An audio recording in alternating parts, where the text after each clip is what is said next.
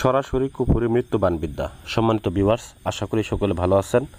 তো আজকে আমি আপনাদের সামনে একটা সরাসরি কুফুরি মৃত্যুবান বিদ্যা নিয়ে হাজির হলাম, যে মৃত্যুবান বিদ্যাটির মাধ্যমে শত্রুকে একেবারে আপনি নিজের হাতে কবর দিতে পারবেন। তো কিভাবে সম্ভব? এই বিদ্যাটার মাধ্যমেই সম্ভব। তো যারা ভিডিওটা দেখতেছেন অবশ্যই ভিডিওটা প্রথম থেকে শেষ পর্যন্ত দেখবেন, তাহলে বুঝতে পারবেন অতি সহজেই কীভাবে আপনি আপনার শত্রুকে ধ্বংস করতে পারবেন। তো দেখা গেছে আপনার শত্রুর জ্বালা যন্ত্রণা ভোগ করতে করতে করতে করতে পেট দেয়ালের ভিতরে ঠেকে গেছে। শত্রুকে যদি আপনি প্রতিহত না করেন, যদি বাধা না দেন, সেক্ষেত্রে দেখা গেছে আপনার জীবন বিপন্ন, আপনার পরিবার বিপন্ন। সেক্ষেত্রে আপনি এই কাজটা করতে পারেন। তো ভিউয়ার্স, সেক্ষেত্রে আপনি কীভাবে শত্রুটাকে ধ্বংস করবেন, কীভাবে মারবেন, এখন বিস্তারিত আমি আপনাদেরকে বলে দিচ্ছি। তো প্রথমে আপনার ওই শত্রুটার নাম সংগ্রহ করতে হবে এবং শত্রুর বাবার নামটা সংগ্রহ করতে হবে অরিজিনালি, যদি ছেলে হয়ে থাকে। আর যদি শত্রুটা মেয়ে হয়ে থাকে, সেক্ষেত্রে ওই শত্রুর নাম এবং শত্রুর মায়ের নামটা সংগ্রহ করবেন। জাস্ট এতটুকুই। বাকিটুকু যে আপনার কাজ আছে, সেই বাকি কাজটুকু এই কুফুরি কালাম, এই সরাসরি মৃত্যুবান বিদ্যাই করবে। আপনার আর কোনো কিচ্ছু করতে হবে না। তো আপনি প্রথমত আসন করে বসবেন, পবিত্র অবস্থায় আসন করে বসবেন এবং কিছু সামগ্রী আপনাকে সংগ্রহ করতে হবে। যেটা হচ্ছে পাঠা, একটা পাঠা কিনবেন, ওই পাঠায় ডাইরেক্ট বলি দিবেন, বলি দিয়ে পাঠা রক্ত সংগ্রহ করবেন, ঘি কিনবেন, চন্দন কাঠ কিনবেন এবং কাফনের কাপড় সংগ্রহ করবেন। তো কাফনের কাপড়টা অবশ্যই পুরাতন হইতে হবে, মানে মানুষের ব্যবহৃত ওই রকম ধরনের কাফনের কাপড় সংগ্রহ করবেন। তো এই কাজটাকে আমি অনেকবার করেছিলাম, ঠিক আছে। তো দেখা গেছে 31 বার করছিলাম, 2টা কাজ আমার মিস হয়েছে, 29 বার আমার কাজটা হয়েছে।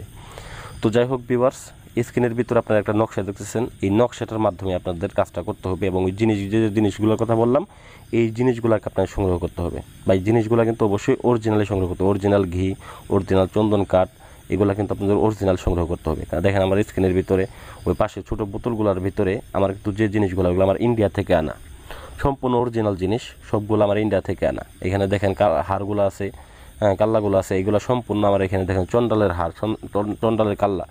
তো পাশে যে বড় হারটা দেখতেছেন, এটা মানুষের কাল্লা, মানুষের হার। তো এটা আমি ইন্ডিয়া থেকে কিনেছি।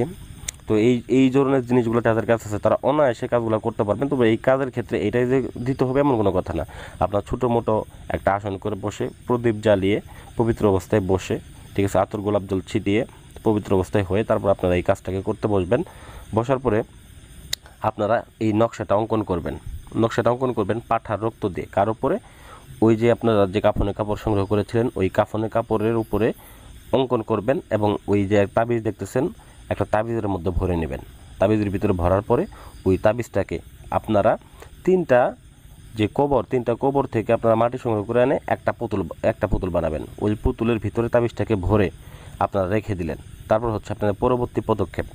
তো কাজটাকে অবশ্যই নিরিবিলি জায়গাতে করবেন, যাতে কেউ টের না পায়, কারণ এগুলো কিন্তু খারাপ জিনিস, এটা সবাই বুঝেন যে এগুলো খুবই গোপনে করার জিনিস, এগুলো আসলে সদূরে করা জিনিস না।